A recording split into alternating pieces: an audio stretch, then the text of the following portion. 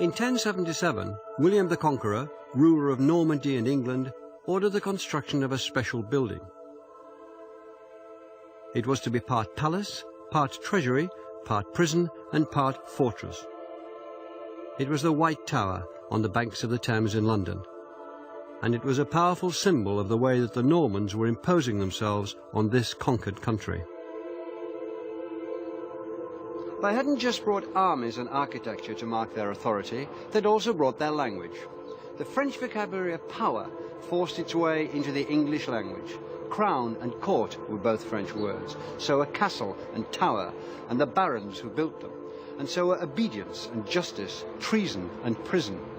The Anglo-Saxon kings had governed using the Old English language. Now the Normans used French and Latin. English had become the third language in its own country. It would take over 300 years to emerge from the shadows.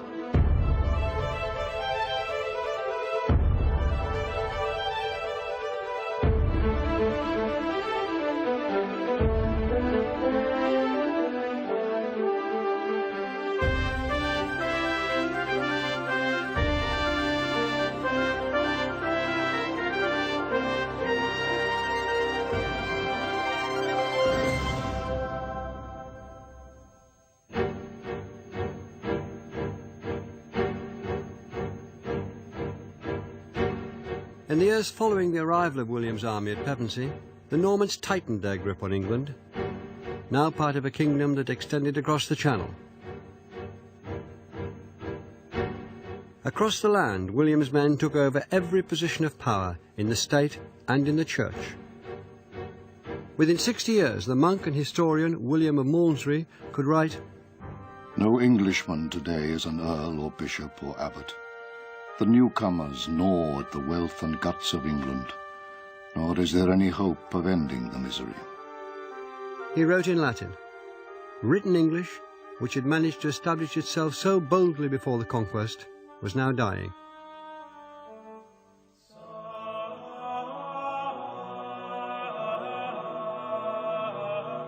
It breathed its last here. Now Peterborough Cathedral, in the mid-12th century, part of Peterborough Abbey. And to Monica's mit him, to Oxenford, to the king, and he gaf him that abbotridge. Around the country, monks had been recording the great events of the last 650 years in books known as the Anglo-Saxon Chronicles. They were written in the language of the people, English, and there was nothing like them anywhere in mainland Europe. He was also at Ramsey, and at Tourne, and at Spal, and Lewis Abbot. Since the Norman conquest of 1066, these unique accounts had been abandoned one by one. The Peterborough Chronicle was the last survivor. In 1154, a monk recorded that the abbey had a new abbot, a man with the very French name of William de Watteville. Choose an author of himself. Willem de Watteville is gehaten, good clerk and good man, and fair have it begun. He has made a good beginning, the monk writes. Christus him ure. Christ grant that he may end as well. With this last entry, 6.5 centuries of written history came to an end. Old English had ceased to be the language of record in the land, but that didn't mean that it was going to go away.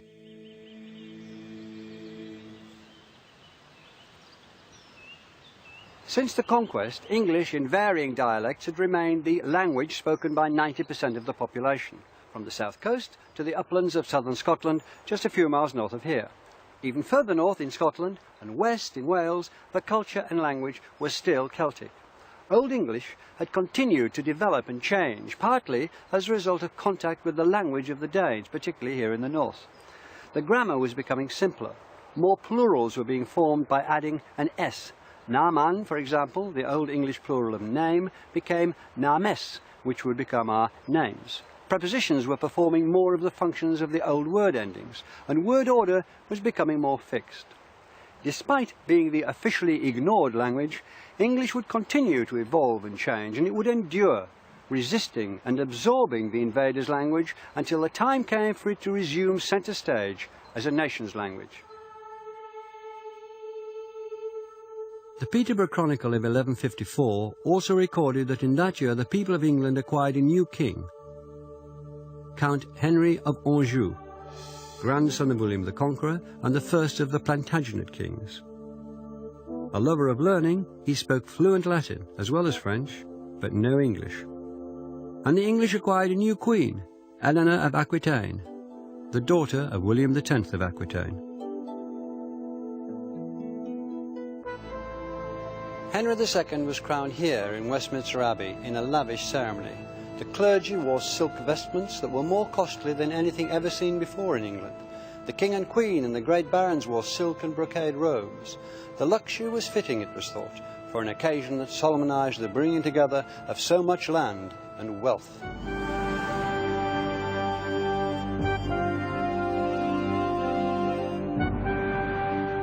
Henry brought his inheritance of William the Conqueror's land in England and northern France. Eleanor, the greatest heiress in the Western world, brought with her a great swathe of what is now France, from the Loire to the Pyrenees, from the Rhone to the Atlantic. This was a huge kingdom, the greater part of it made up of French-speaking lands across the Channel.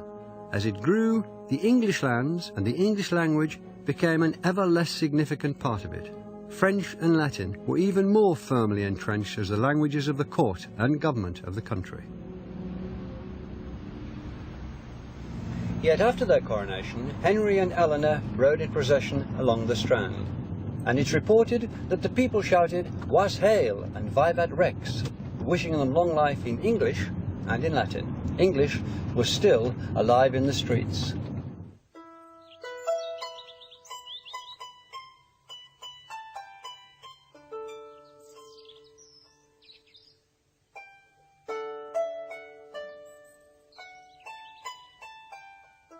In the court and royal palaces, new ideas from across the Channel were in the air, and new words to express them, words which sang, of courtesy and honour, questing and damsels, jousting and tournaments. French words, every one. The vocabulary of romance and chivalry was heard in England. Bona donna sus platia tu friend, del ben que us fuel que us sui del mal soffrire, e pues lo mals non puera dantener, ans merce blanquel patam egalment.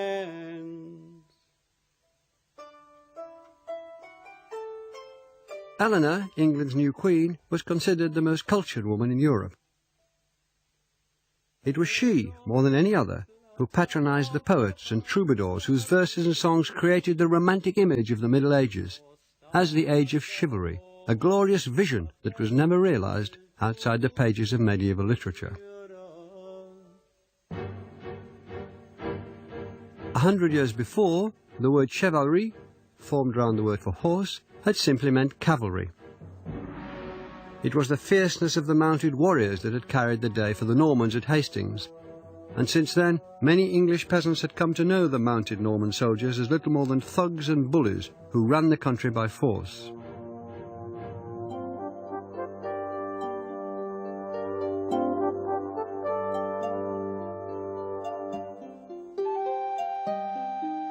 But now, mounted warriors had become knights, and the word chivalry came to mean a whole model of ideals and behaviour, infused with honour and altruism, one that prescribed how to act towards one's liege lord, one's friends and enemies, and of course fair, cruel ladies. Ideas had shifted, and words with them.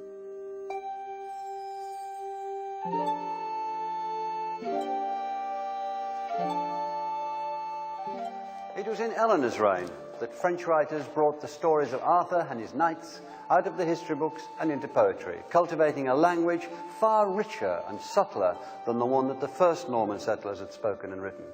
The poets rhapsodized about Eleanor, celebrating her as the most beautiful woman in the world, pouring out the impossible longing for the perfect woman that was at the heart of the cult of courtly love. The poetry of affairs of the heart had come to England. singing of pain and joy, and beginning a line in literature that runs through Shakespeare's sonnets and the great romantic poets to today's 3-minute pop lyrics.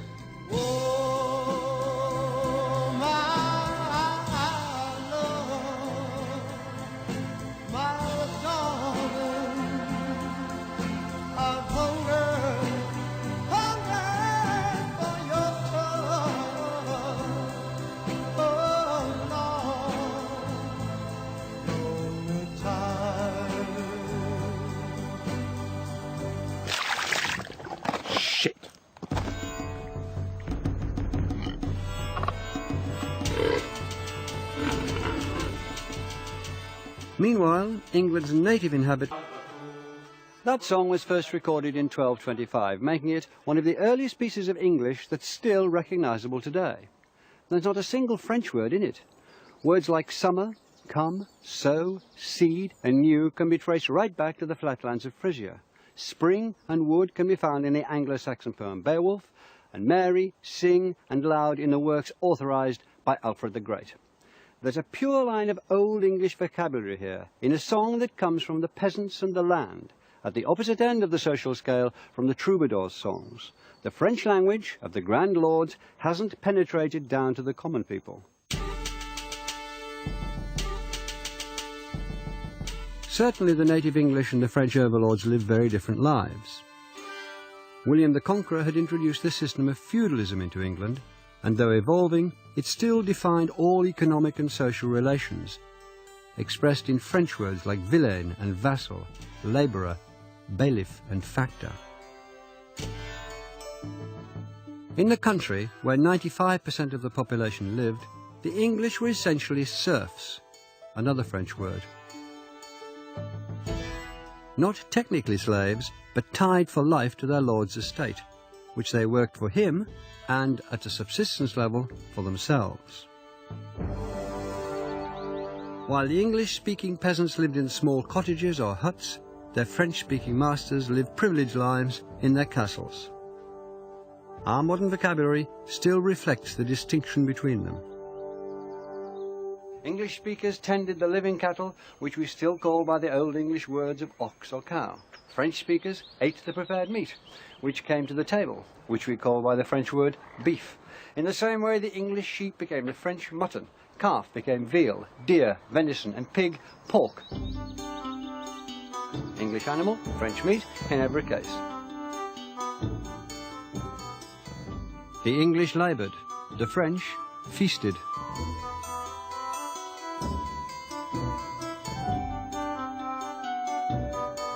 Where English underlings and French masters lived and worked together, the boundaries between their languages inevitably wore away, and the vocabularies of court and countryside mingled.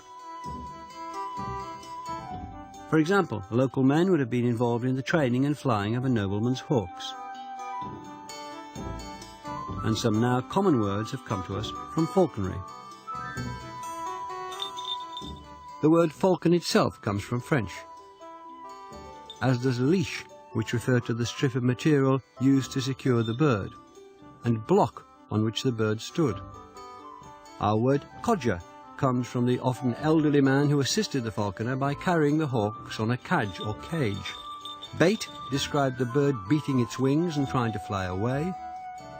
Check meant at first refusing to come to the fist.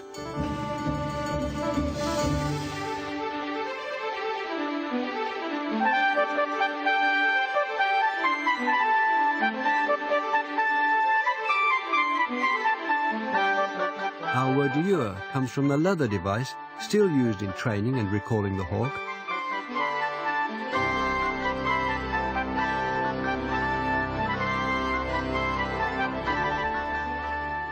Quarry was the reward given to the falcon for making a kill. When a bird molted, she was said to mew, and from that came the name of the buildings where hawks were kept, mews. Today, that name can still be seen attached to streets where estate agents rather than hawks hunt their quarry. We've just heard 9 French words that came into English from one activity alone. Steadily, French vocabulary was pouring over English. The French influence on the English language as a whole is enormous in terms of vocabulary, not in terms of grammar, but in terms of vocabulary it's unmatched by any other language. For example, fruit replaces the Old English wastum pretty quickly. Within the space of about 40 or 50 years, wastum simply isn't used. But the majority of words don't replace Old English, they stand side by side with them. So we have a word like apple in Old English meant any kind of fruit. Whereas what happens is because fruit comes in and is basically expresses that, apple starts to mean a very specific sort of a fruit. I think it's not true to say that, generally speaking, French words came into the language and ousted the Old English words out of it. Generally, what seems to happen is that the Old English word simply narrows in meaning.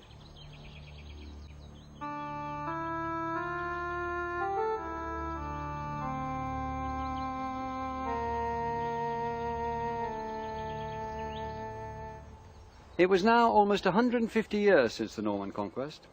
Though the people at the top had changed, the ascendancy of French was still absolute.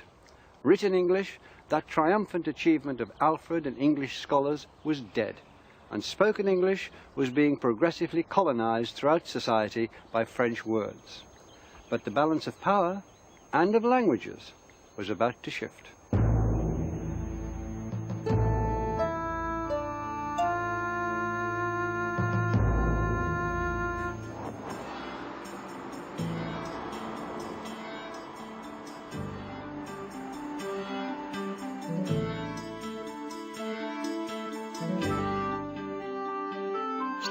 Of course, early 13th century English society consisted of more than English peasants grubbing the land and French-speaking nobility lording it in their castles.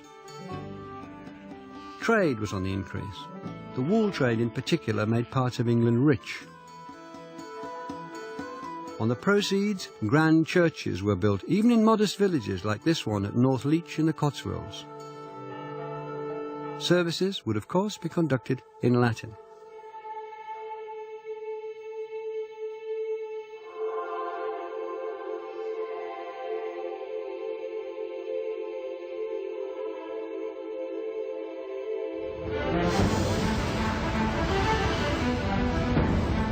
Towns were growing, sometimes French and English towns together, as at Norwich and Nottingham. Then, as now, London was the magnet. Its population would double in the course of the 13th century. As feudalism loosened its grip, English speakers would flood in from the country looking for opportunities, a better life.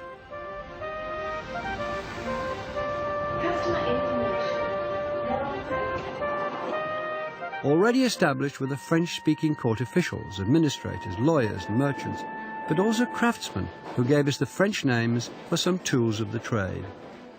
Measure, mallet, chisel, pulley, bucket, trowel.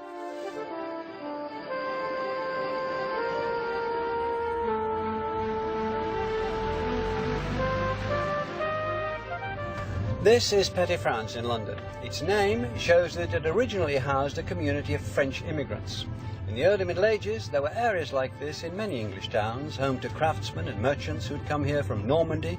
English and French speakers met and mingled in these places, and the English middle classes picked up French words by the thousand. Merchant, money, price, discount, bargain, contract, partner, embezzle. The English didn't just borrow French vocabulary, they took their names. Then as now, names were a matter of fashion, and the fashion in the early 13th century was for French. So out went the good old English Ethelberts, Elfrics and Ethelstains, Dunstons, Wulfstons and Wulfrics, and in came the newfangled Richards and Roberts, Simons and Stephens, Johns, Jeffreys, and most popular of all, Williams. It seemed that everywhere French was the name of the game. If this process had continued, whereby French percolated and penetrated into every area of English society, then French could eventually have engulfed English. That didn't happen. Why not? One critical reason was that because of particular historical events, French speakers in England became cut off from their cultural and linguistic roots. In 1204, the reigning monarch John, King of Normandy, Aquitaine and England, lost his Norman lands in a war with the much smaller kingdom of France. The Norman dukedoms, ancestral lands of William the Conqueror and cultural homelands were part of another empire now. As long as the French nobility and middle classes who lived in England kept contact with their homelands in Normandy, as long as they thought of themselves as French and married within French families, their identity and language were secure. When they lost their connections across the Channel, their language began to lose its grip on English.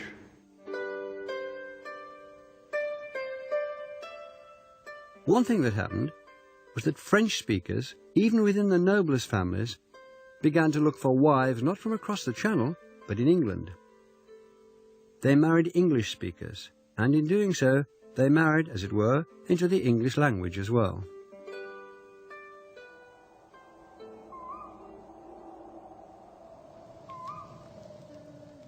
It's said that the hand that rocks the cradle rules the world. It's likely that by the middle of the 13th century, many children in families which would previously have been French-speaking were learning English from their mothers or nurses.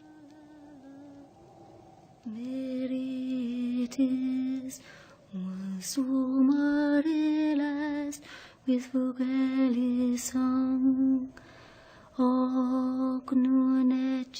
wind is blessed, and weather's throng. Hey, what this night is long, and each with well nature long, soreg and mirn and fast.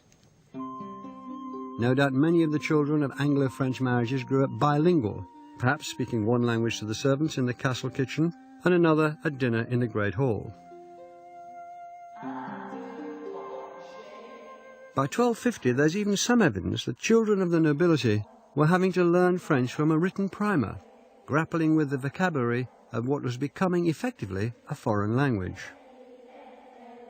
By the middle of the 13th century, more and more French speakers throughout society were themselves beginning to speak English, becoming bilingual. The result was that while French itself became more of a foreign language, French vocabulary, French words, continued to stream into English. Many more words are recorded after 1250 than before. Abbey, attire, censor, defend, figure, malady, music, parson, plead, sacrifice, scarlet, spy, stable, virtue, marshal, park, reign, beauty, clergy, cloak, country, fool, heir, pillory. And because French was the international language of trade, it acted as a conduit for words from the markets of the East.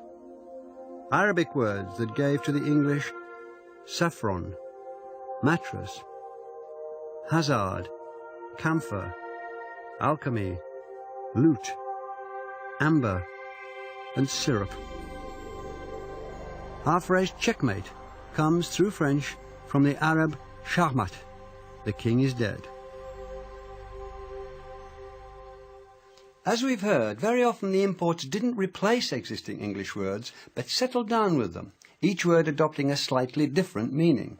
The same thing had happened with English and Old Norse, this layering effect. So, a young English hare came to be named by the French word leveret, English swan, French cygnet. A small English axe is a French hatchet. Ask, English, and demand from French have slightly different meanings, as do bit and morsel, wish and desire, might and power, room and chamber. On the surface, some of these words appear to be interchangeable, and sometimes they are. But more interestingly, there are fine differences. That's the beauty of it. Answer is not quite respond. Begin isn't always commence. Liberty isn't always freedom. Shades of meaning, representing new shades of thought, were massively absorbed into our language at that time. The range of what I would call almost synonyms became one of the glories of English, contributing to the language's precision and flexibility, allowing its speakers and writers over the centuries to select very precisely the right word. Rather than replace English, French was helping equip and enrich the language for the central role that it was on its way to reassuming.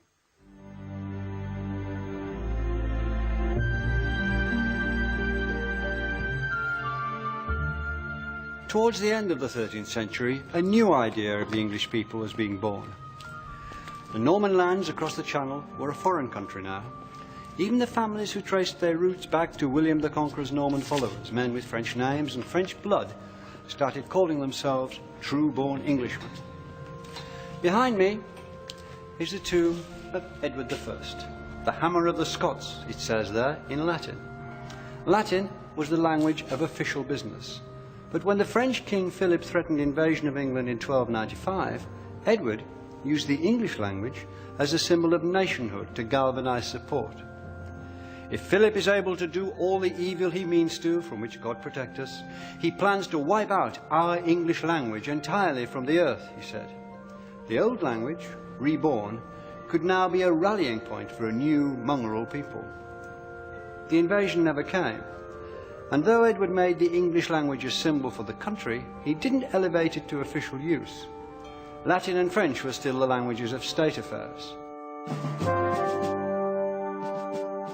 It was Edward's direct ancestor, William the Conqueror, who more than 2 centuries before had enshrined Latin and French as the written languages of state, banishing English.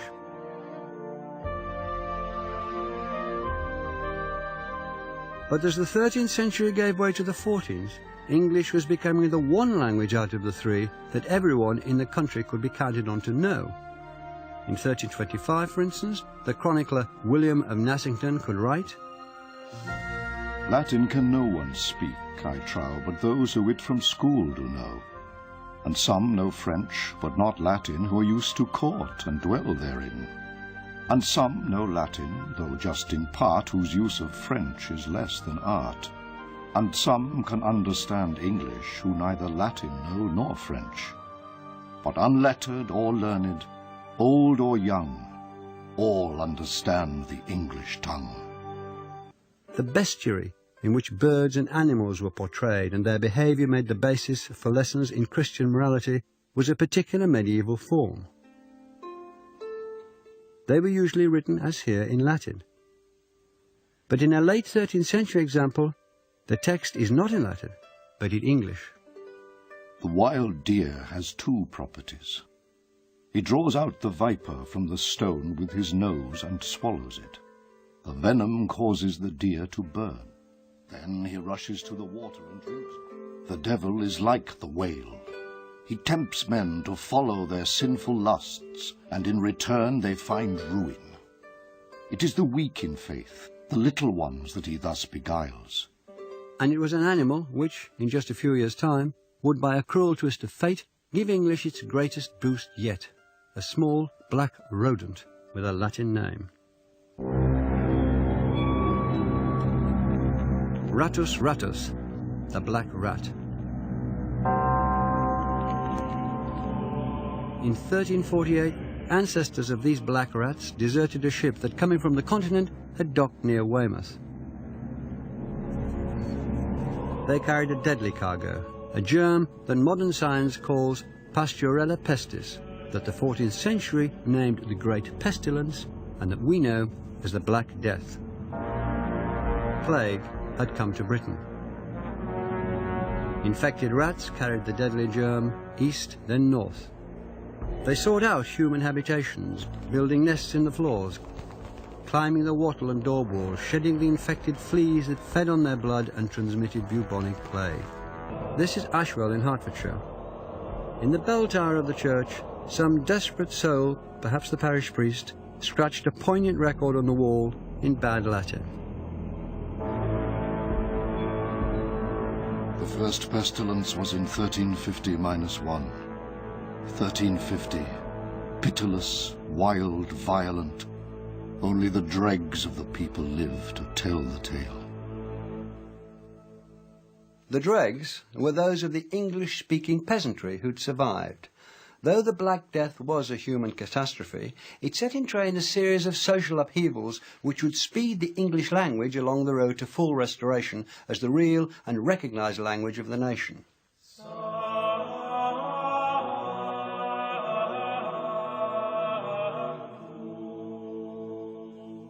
For one thing, the Black Death dealt Latin, the language of the Church, a body blow. Where people lived communally, as the clergy did in monasteries and other religious orders, the incidence of infection and death was disproportionately high. At a local level, many parish priests either caught the plague from tending their parishioners or simply ran away. As a result of the plague, the Latin-speaking clergy in some parts of England were reduced by almost a half. Many of their replacements were barely literate laymen, whose only language was English.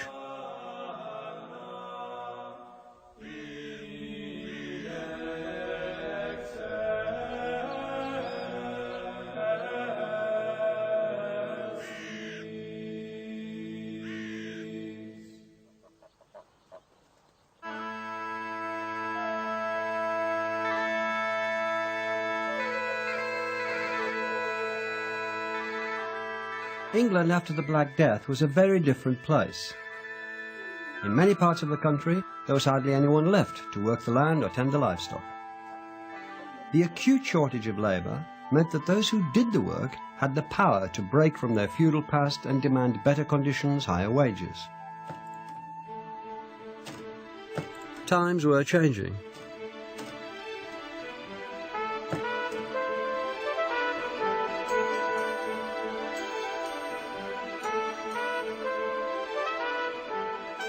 Wages rose, the price of property fell. Working people seized the opportunities they'd never had before. The fortunes of the common people were changing. They were rising through society, and they took their English with them. By 1385, English had replaced French in the schoolroom, and as education and literacy spread, so did the demand for books in English. And English was already finding a place in the state and in the law. In 1362, for the first time in 3 centuries, English was acknowledged as a language of official business. Since the conquest, court cases had been heard in French. Now the law recognized that too few people understood that language, probably because many of the educated lawyers had died in the plague. From now on, it was declared, cases could be pleaded, showed, defended, debated and judged in English. In the same year, 1362, Parliament was opened here at Westminster. For the first time ever, the Chancellor addressed the Assembly not in French, but in English. For the worship and honour of God, King Edward hath sumpned his prelates, dukes, earls, barons, and other lords of his realm, to his Parliament holden at Westminster, the year of the King's 6th. And soon, English would once again be the language of kings. The country hadn't had an English-speaking monarch since Harold had been hacked to death at Hastings in 1066. In 1399, King Richard II was deposed by Henry, Duke of Lancaster. Parliament was summoned here, to the Great Hall at Westminster. The dukes and lords, spiritual and temporal, were assembled. The royal throne, draped in cloth of gold, stood empty. Then Henry stepped forward, crossed himself, and claimed the crown. And in a great symbolic moment, he made his speech not in the Latin language of state business, or the French language of the royal household, but in what the official history calls his mother tongue, English. In the name of the Father, Son, and Holy Ghost, he, Henry of Lancaster, challenge this realm of England, and the corona with all the members and their appurtenances. Als I that am descended by richt line of the blood, coming from the good Lord, King Henry III. And for that richt, that God of his grace hath sent me, with the help of me kin and of me friends, to recover it. The which realm was in point to be undone, for the fault of governance and undoing of the God allowance.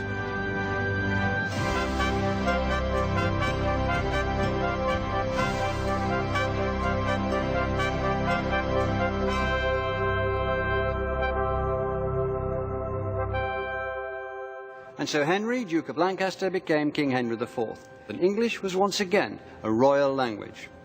The tide seemed to be turning in its favour. By the end of the 14th century, it was on course to regain its status as the first language of the country. And now it also had a literary champion who could harness its full capabilities to produce great writing, Geoffrey Chaucer.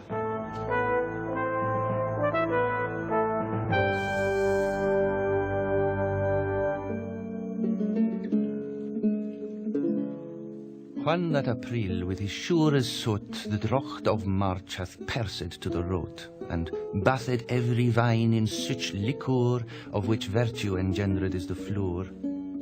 When Zephyrus eke with his sweeter breath inspired hath in every holt and heath the tender crops, and the young sun hath in the ram his healthy course run, and smale fools maken melodie that slepen al de nicht with open ye, so pricketh hem natur in her courage, than longen folk to goen on pilgrimage.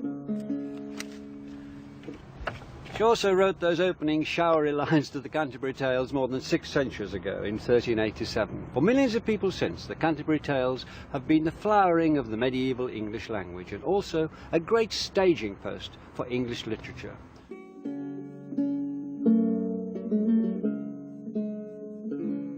Chaucer, pictured here as one of his own pilgrims, wasn't the only writer of his time, and he didn't invent the language he was working with. But he, more than any other, recognised its richness, the potential in having at his disposal vocabularies from high and low society, drawn from French and Old English, and he worked it to the full. Chaucer was a Londoner and an important man, with connections to the royal family and a high position in the civil service. He travelled widely, perhaps even been a spy, and he knew Latin and French. He might have been expected, like many other English poets of the time, to write in either of those languages for an exclusive audience. But he didn't. He chose to write in English, the English that was spoken in London.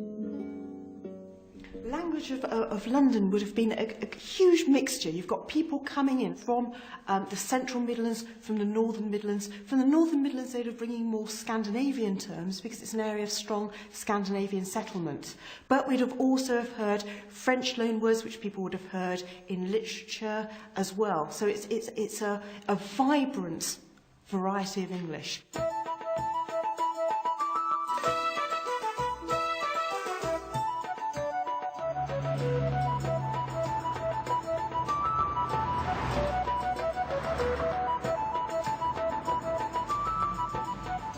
Befell that in that season on a day, in Southwark at the Tabard as he lay ready to wenden on me pilgrimage to Canterbury with full devout courage, at night was come into that hostelry well 29 in a compagnie of sombre. This is where the Tabard Inn used to stand. Now it's the rather dismal backyard of Guy's Hospital. This is where Chaucer's pilgrims gather before setting out on their pilgrimage to Canterbury. The buildings may have gone, but Chaucer's characters, a cannily constructed cross-section of medieval society, live on in his writing.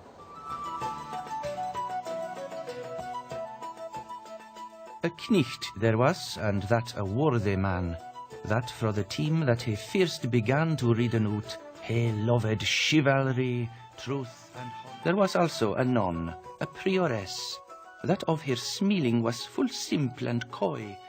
A merchant was there with a forked beard, in motley, and he on horse he sat. A good wife was there of beside a bath, but she was somedale deaf, and that was scath.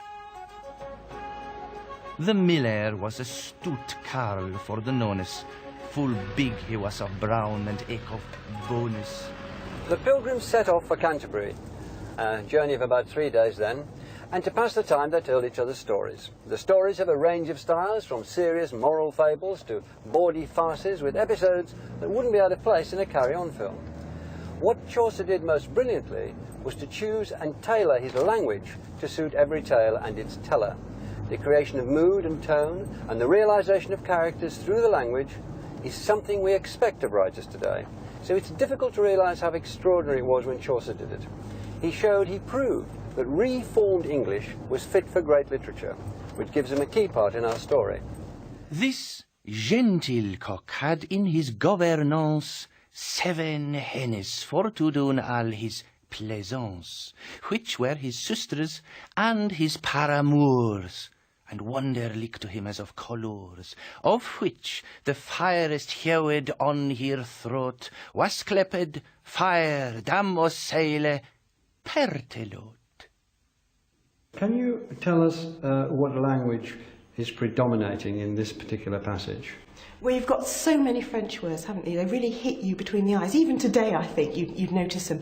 Gouvernance, plaisance, paramour. In fact, Chaucer is thought to be the person who introduced paramour into the English language himself. And those words, plaisance, gouvernance, all appear from about the 1350s, so they're quite new at a time when Chaucer used them in Nun's Priest's Tale. The question, of course, is why is he doing this?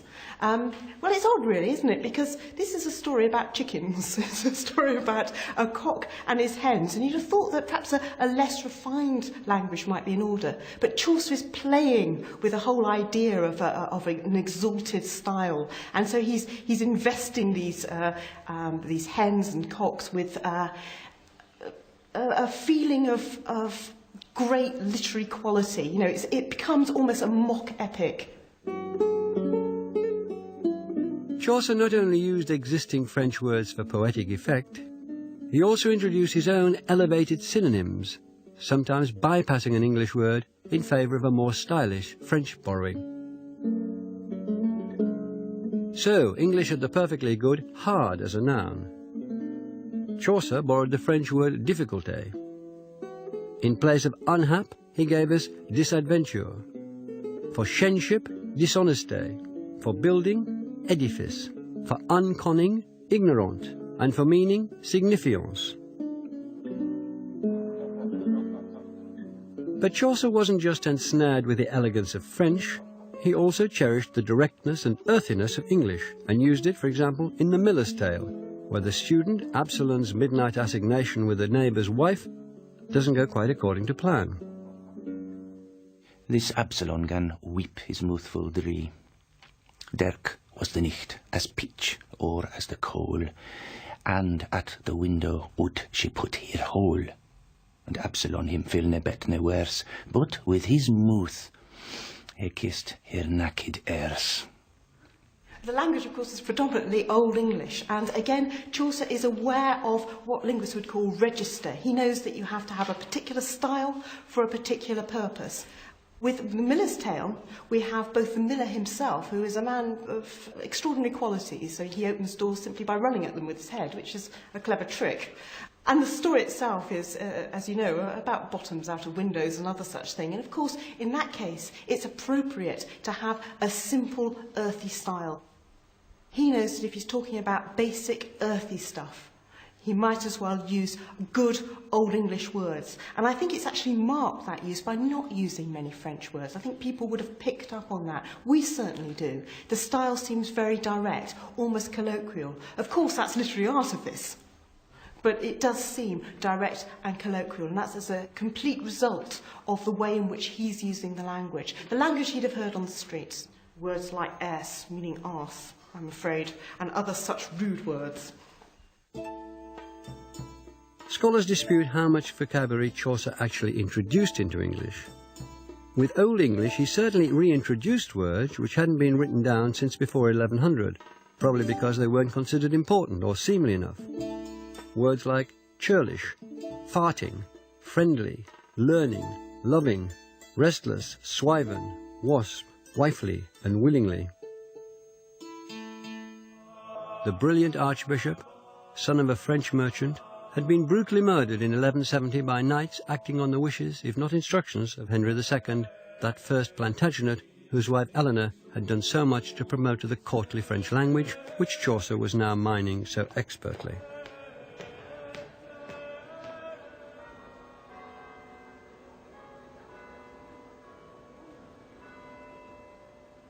In Chaucer's day, this area around the cathedral and the nearby streets would have been thronged with pilgrims from all over the country.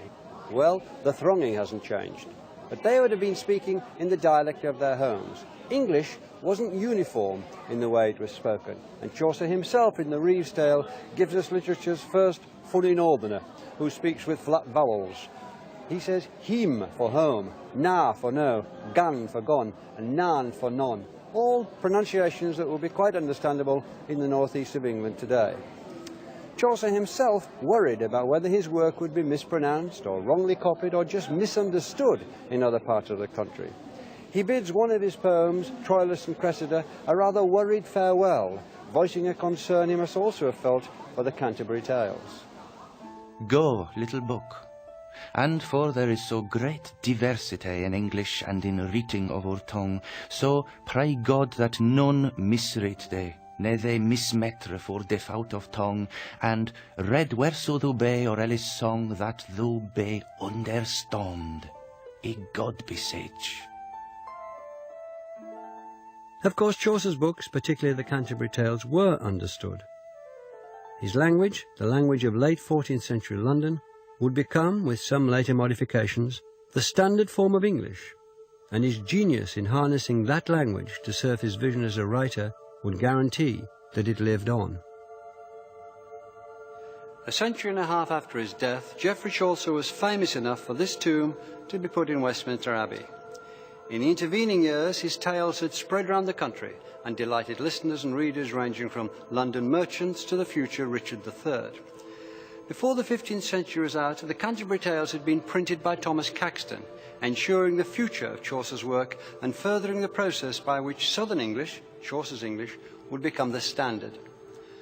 Chaucer was the first poet to be buried here in what's become Poets' Corner. It's appropriate for the man who not only entertained and delighted in his own work, but who, through expanding the capabilities of the English language, created a standard and a platform for those who followed.